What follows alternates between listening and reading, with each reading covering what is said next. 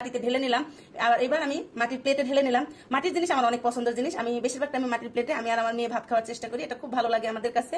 তো ভাত রেডি করে নিয়েছি, দেখতে কিন্তু খুবই সুন্দর কালার হয়েছে। ভাত বলতে খিচুড়ি, সরি খিচুড়ির কথা বলছি। তারপরে আমি ইলিশ মাছ নিলাম, আলু ভাজি নিয়েছি, বেগুন ভাজি নিব। বেগুন ভাজি খিচুড়িতে খেতে খুব ভালো লাগে, যেমন পোলাওয়ের সাথে ভালো লাগে, সাদা ভাতের সাথেও কিন্তু বেগুন ভাজিটা খুবই মজা হয় খেতে। আর আমি একটা গরুর মাংসের জালি কাবাব নিলাম। গরুর মাংসের জালি কাবাবটা কিন্তু খিচুড়ির সাথে আমার কাছে তো ভালো লাগে, আশা করি আপনাদের কাছেও ভালো লাগে। সঙ্গে কিছু সালাদ নিব, সালাদ তো আমাদের স্বাস্থ্যের জন্য অনেকই ভালো, তো আমরা সালাদ খাওয়ার চেষ্টা করি। সালাদ নিয়েছি এখানে গরুর মাংসের আচার। অলরেডি ছোট ছোট কয়েকটা ভিডিও আপনাদের সঙ্গে শেয়ার করছি। সামনে ঈদে আপনারা পেয়ে যাবেন আমার কাছ থেকে গরুর মাংসের আচার। সারা বছরের জন্য গরুর মাংসের আচার বানিয়ে রাখতে পারেন, সেটা ভাত, পোলাও বা খিচুড়ির সাথে খেতে পারবেন।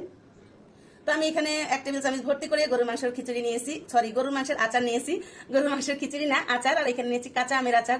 আমের সিজন যাচ্ছে, কাঁচা আমের আচার খাবো না তাই কি হয়, আর খিচুড়ির সাথে আচারই কিন্তু সবচেয়ে ভালো লাগে খেতে।